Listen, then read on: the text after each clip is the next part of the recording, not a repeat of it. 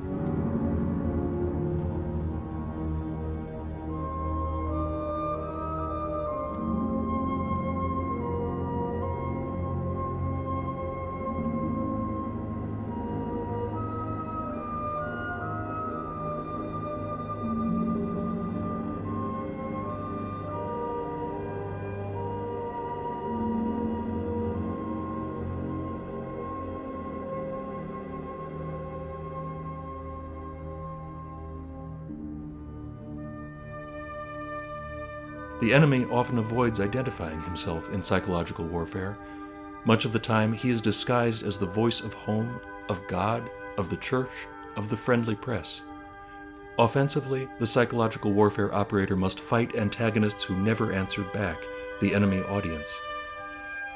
Note that the propagandist tries to see things from the viewpoint of his audience. His air of reasonable concern for their welfare creates a bond of sympathy. Wars become more serious and less gentlemanly. The enemy must be taken into account not merely as a man, but as a fanatic. To the normal group loyalty of any good soldier to his army, right or wrong, there is added the loyalty to the ism, or the leader. Warfare thus goes back to the wars of faith. It is possible that techniques from the Christian Mohammedan or from the Protestant Catholic wars of the past could be re-examined with a view to establishing those parts of their tested experience which may seem to be psychologically and militarily sound in our own time. How fast can converts be made from the other side? In what circumstances should an enemy word of honor be treated as valid? How can heretics, today read subversive elements, be uprooted? Does the enemy faith have weak points which permit enemy beliefs to be turned against personnel at the appropriate times? What unobjectionable forms should leaflets and broadcasts follow in mentioning subjects which are reverenced by the enemy, but not by ourselves? A people can be converted from one faith to the other if given the choice between conversion and extermination, stubborn individuals being rooted out. To effect the initial conversion, participation in the public ceremonies and formal language of the new faith must be required. Sustained counterintelligence must remain on the alert against backsliders, but formal acceptance will become genuine acceptance if all public media of expression are denied the vanquished faith. If immediate wholesale conversion would require military operations that were too extensive or severe, the same result can be effected by toleration of the objectionable faith, combined with the issuance of genuine privileges to the new preferred faith. The conquered people are left in the private, humble enjoyment of their old beliefs and folkways, but all participation in public life, whether political, cultural, or economic, is conditioned on acceptance of the new faith.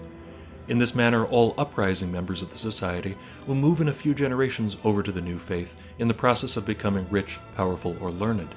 What is left of the old faith will be a gutter superstition, possessing neither power nor majesty.